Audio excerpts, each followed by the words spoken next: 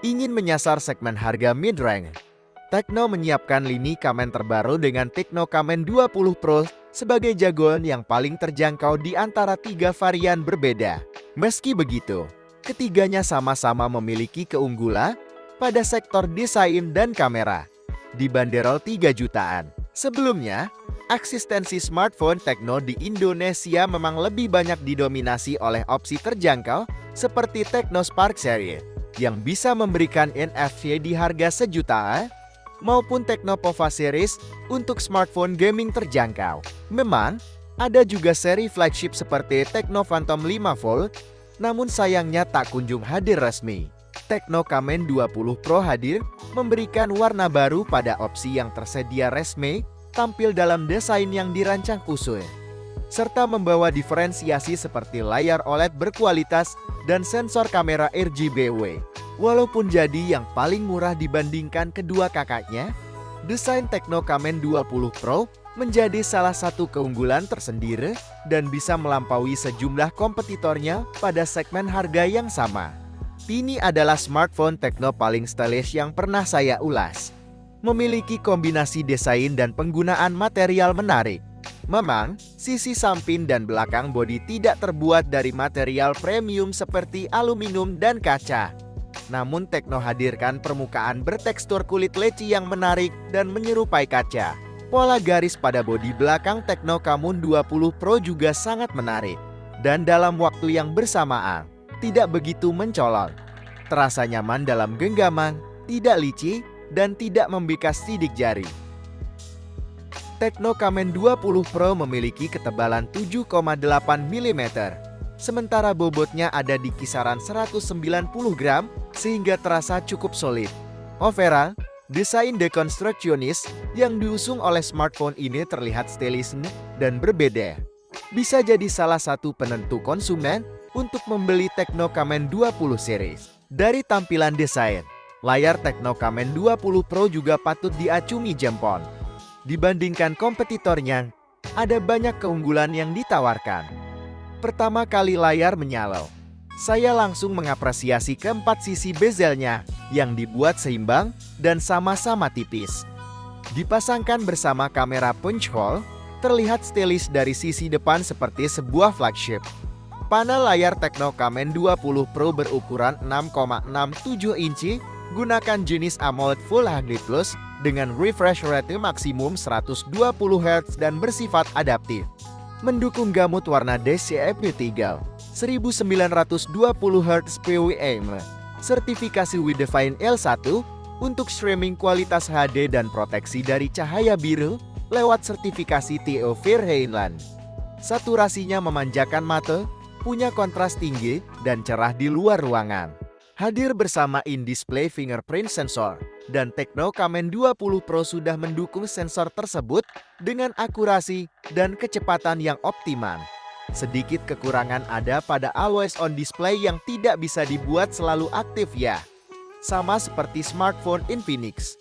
Bagian lain yang saya apresiasi adalah desain IOD serta live wallpaper yang dirancang sangat baik untuk memamerkan kualitas layarnya.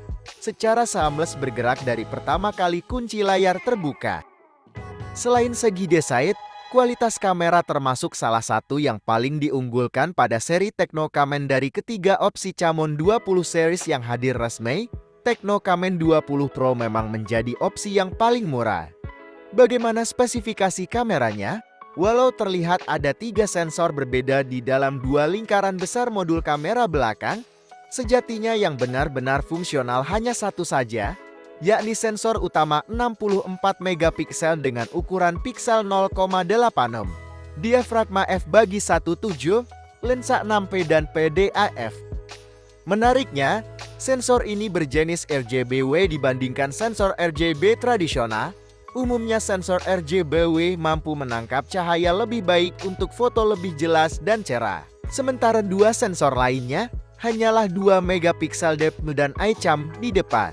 Disematkan sensor 32 megapiksel f2.4 yang juga memiliki dimensi piksel cukup besar. Masing-masing sisi kamera dilengkapi dengan flash PC, menjadi salah satu opsi yang menarik. Namun untuk kamera utama, tergolong bagus di berbagai kondisi. Saya cukup suka dengan opsi AI yang bisa dinonaktifkan ketika ingin hasilkan gambar dengan warna natural atau diaktifkan bila inginkan saturasi lebih tinggi untuk diunggah di media sosial tanpa perlu edit. Mode malamnya terkadang masih sedikit hit and miss.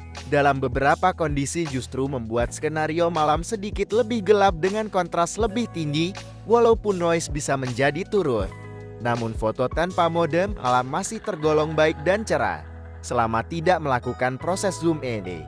Selain mode foto, mode perekaman video Tecno Camon 20 Pro juga terbilang cukup banyak. Selain bisa rekam video hingga 230 frame per detik atau 1080x60 frame per detik. Juga tersedia mode HD Air dan Ultra Steady terbatas di 1080x30 frame per detik dan portrait video 720x30 frame per detik. Dual video juga tersedia max 1080x30 frame per detik, menampilkan kualitas perekaman video Tecno Camon 20 Pro punya warna yang cukup gonjreng, dengan noise yang cukup tinggi ketika berada pada kondisi pencahayaan indoor. Fitur Ultra Steady bisa diaktifkan untuk membuat gerakan video menjadi jauh lebih stabil, hanya saja saat kondisi pencahayaan kurang bakal muncul efek getar. Nama iOS 13 masih kurang familiar, tapi pada dasarnya mirip smartphone i10 dan Infinix. Berada di bawah naungan perusahaan induk Transsion Corp. Berbasis Android 13, Tecno Camon 20 Pro punya banyak sekali fitur yang bisa dieksplor. Sayangnya, diikuti oleh cukup banyak bloatware alias aplikasi bawaan. Banyak dari bloatware tersebut memang bisa diuninstall SIM.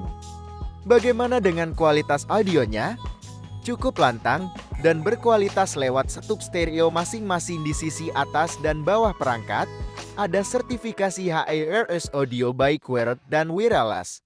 Dukungan DTS Audio. Fitur ekstra lainnya, termasuk sensor NFC yang tentu bermanfaat untuk isi ulang saldo e-money.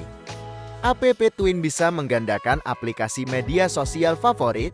Sementara keluhan pribadi bisa diaktifkan sistem notifikasi pada tidak mengganggu pada saat pintasan dan notifikasi dibuat seperti iOS, alias berbeda dengan Android pada umumnya. Overall, meski banyak fitur, tidak terasa memberatkan performa Tecno Camon 20 Pro dalam penggunaan sehari-hari.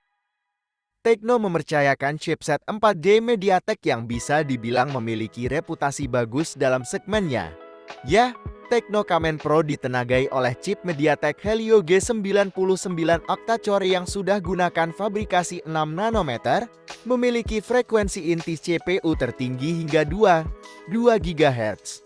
Lewat situs resminya, disebutkan penggunaan grafit besar dengan cairan dialhylic polymer sebagai konduktor panas yang disebut efektif untuk mengurangi potensi suhu naik.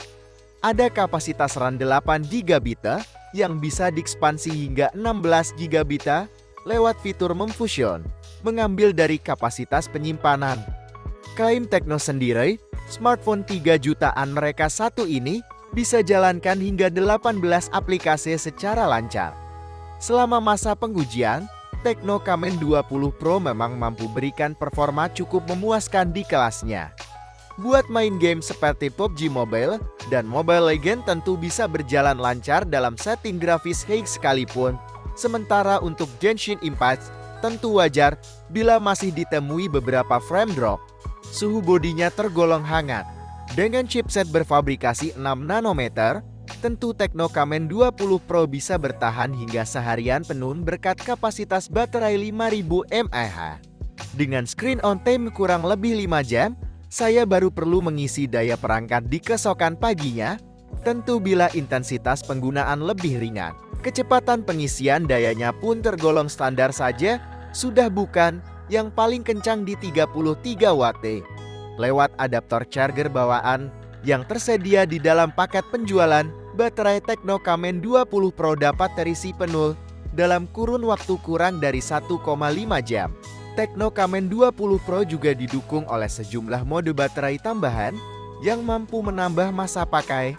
Mode penghemat daya tersebut bisa diaktifkan dalam situasi di mana kamu tidak dapat menemukan sumber listrik. Bahkan diklaim bisa menambah masa pakai hingga 10 jam lewat super power saving mode.